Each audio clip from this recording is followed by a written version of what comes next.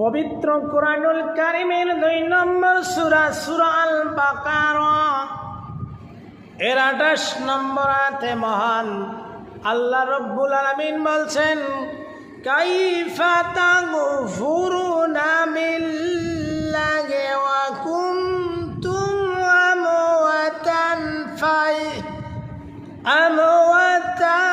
ফাআহইয়াকুম সুম্মা ইউমীতুকুম সুম্মা ইউঈতুকুম সুম্মা ইলাইহি তুরজাউন। আল্লাহ রাব্বুল আলামিন পবিত্র কোরআনুল কারীমের সূরা বাকারার 28 নম্বর আয়াতে দুনিয়ার বান্দাদেরকে, দুনিয়ার মানুষদেরকে হুঁশিয়ারি করে দিয়ে বলছেন, কাইফা তাকফুরুনা বিল্লাহ, কিভাবে তোমরা আল্লাহ তাআলাকে অস্বীকার করো। আল্লাহ বান্দাকে বলছেন, বান্দা তুমি কিভাবে আমাকে অস্বীকার করো। ওয়া কুনতুম আমওয়াতান, তুমি এই দুনিয়াতে আসার পূর্বে তোমার কোনো অস্তিত্ব ছিল না, তোমার কোনো চিহ্ন ছিল না।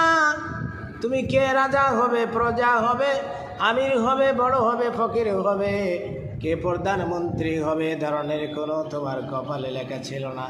তোমার কোনো অস্তিত্ব ছিল না, তোমার কোনো চিহ্ন ছিল না। তুমি ছিলে মৃত্যু। আমরা কি ছিলাম? আমরা সকলেই এই দুনিয়াতে আসার পূর্বে রূহের জগতে ছিলাম। সেইখান থেকে আল্লাহ দুনিয়ার বুকে আসার পূর্বেই আমাকে আমার মায়ের পেটে, আপনার মায়ের পেটে আল্লাহ রাব্বুল আলামিন দিয়েছিলেন। সেখানে আপনি প্রথমে কি ছিলেন? বাবা মার আনন্দে এক বিন্দু নাপাকি পানি দিয়ে সেখানে আল্লাহ পাক মায়ের রেহেমের মধ্যে দিলেন।